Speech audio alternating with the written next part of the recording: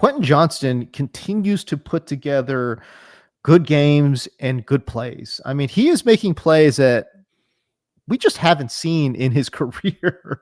And he's done it in back-to-back weeks. I think he's doing a really good job attacking the ball out of the air. He's doing a good job, much better job than we've ever seen him tracking the football too. I gotta be honest with you, man. Like, Quentin Johnston looks really, really good. What are your thoughts on QJ with the Chargers? Look at the release. There's your separation. Great route. Stutter and go. Gets by clean. That is unbelievable. Maybe the greatest catch I've ever seen. James, I think Quentin Johnston looks like a really nice player right now. You know, let's take this to the beginning because we have to talk about this. Like, this is one of the bigger talking points, like wide receiver league wide right now. It's like not just the Chargers trio, but specifically, is QJ like the guy here now? And let's take this back to like the kind of journey for Quentin Johnston in the NFL and frame it this way. Okay. So obviously he came into the league as a prospect that I had ranked like as a late first, early second type, you know, which is totally fine. Like, you know, guys that have been in that tier have gone on to be, some of them have gone on to be really successful. Some of them have gone on to be a little bit volatile. And I think like Quentin Johnston had some volatility in his prospect profile, but there was some things to like here, you know, in terms of Quentin Johnston, specifically like what he did over the top and on in-breaking routes. And obviously he had issues against press coverage and he had issues tracking the football over his shoulders. So like the worst thing you could do is exactly what the Chargers first coach, like in his first season did, which is throw him out at X receiver and have him run go routes and, you know, stuff along the boundary and win in tight coverage. It is on record on this show that I said he was set up to fail by that coaching staff. And I still believe that. Last year, and we talked about this in the offseason too, Quentin Johnston's overall numbers were still poor, you know, like 5th percentile success rate versus man, 14th percentile against press, 24th percentile against zone. But like those are all better than what they were as a rookie, you know, like there was a clear improvement there. And what didn't really happen was like a pre-snap deployment change or like a route allocation change in terms of the overall routes that he was running. He's still like, when you look back at his 2024 profile, the 3 routes that he ran above the league average were 9s, curls, and comebacks. So still very much like kind of straight line X receiver stuff. And he took the vast majority of his snaps outside 86.9% and on the line of scrimmage 84.8%. But where you did see some changes, like truly where they threw him the football, which was mostly on like quick in breaking routes. His slant route success rate jumped up to 83.3% last season. He was in space far more often and he was more effective over the running quick hitters and stuff like that. So I think he did take like what I called a micro leap last year and I think became like a passable wide receiver 3. Now he just left everybody with like the worst possible taste in their mouth, which was that Texans game where like all the bad QJ stuff came out. Right. And I'd be intellectually dishonest if I was sitting here saying like, there's a part of me that wonders if that game still isn't like coming at some point, but the more positive weeks he stacks here, the less I'm afraid of that. So I went back and charted just this game against the Broncos.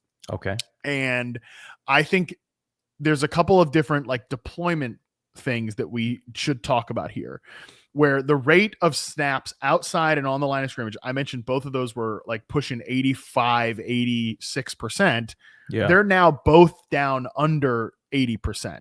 77.6% snaps outside, 78.9% on the line of scrimmage. So still mostly outside X receiver stuff, but he is moving around a little bit more. And I think that's because they have 2 other wide receivers that they can trust in the room, Keenan Allen and Ladd McConkey. We'll get to Ladd in a second here, but the route tree is very different. So in this game against Denver, 9.3% 9 route rate, 7.4% curl route rate. Like those are, I said, his 2 like most commonly run routes relative to the NFL average. His slant route rate is up at 20.4%. His dig route rate is 18.5%. Like those are the routes where he was really impactful, running over the middle of the field and getting Right. the football and like and just running after the catch, which I still think is the best thing he does. However, I think you're right. He has improved tracking the football. And he also has clearly improved as a zone beater. He still had, and look, obviously Broncos are a great defense. I should probably add some more games to the sample, which I might before putting it up on the website. But he still struggled against some press man coverage situations, but still it's over 60%, which is an improvement against man coverage. And most notably, 87.5% success rate versus zone in this game. Wow. I think he's really settled in as a zone beater. And last thing to say here before I throw this back to you, and this is like less about the charting data and more about just like kind of feelingsy vibes based stuff. I just think there's like something to, I don't know, the Jim Harbaugh of all of this, the confidence, the belief, you know, feeding into this, right? Like he literally called like Quentin Johnston elite in the offseason, you know? Let's go. There's something there's something to that, right? Like just saying like, hey, I love it. We believe in you. And like, and Justin Herbert, to his credit, has continued to feed the football to Quentin Johnston, even when Quentin Johnston at times in his first 2 seasons is making Justin Herbert look so bad that like he's the subject of these insane segments on, you know, big TV networks about how he's not clutch or he's a social media quarterback or any of that nonsense. Like Quentin Johnston's contributing to that narrative. Justin Herbert's like, I don't care. I'm going to keep believing in this guy. And like, it's really, like, I don't think this is some BS nonsense fluke. Is he the number one receiver for the Chargers? I don't know about that, but like he's definitely been empowered to the point where he is a positive force in this offense in his 3rd season.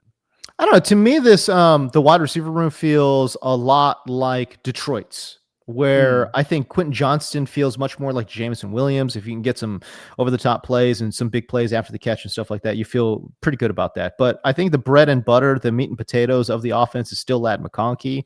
I know the touchdowns haven't gone that way. I know the fantasy points or whatever. And this is the only reason why people think Quentin Johnston's the number one is fantasy points. 100%. I agree. But yeah, the fantasy points haven't gone Ladd McConkey's way, but the coverage has been shifted his way. It does open the door for some of these deep overs that Quentin Johnston is doing really well on.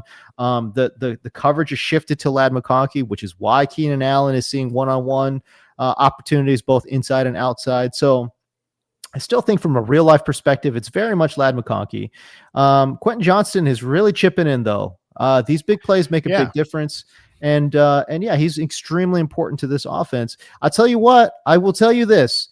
Quentin Johnston can do things on the football field that Keenan Allen cannot do and that Ladd McConkey also cannot do. And that is just becoming like this like really big target streaking across the middle of the field. You get him the football and he's a scary sight to defenders, I think, when he's a real threat there.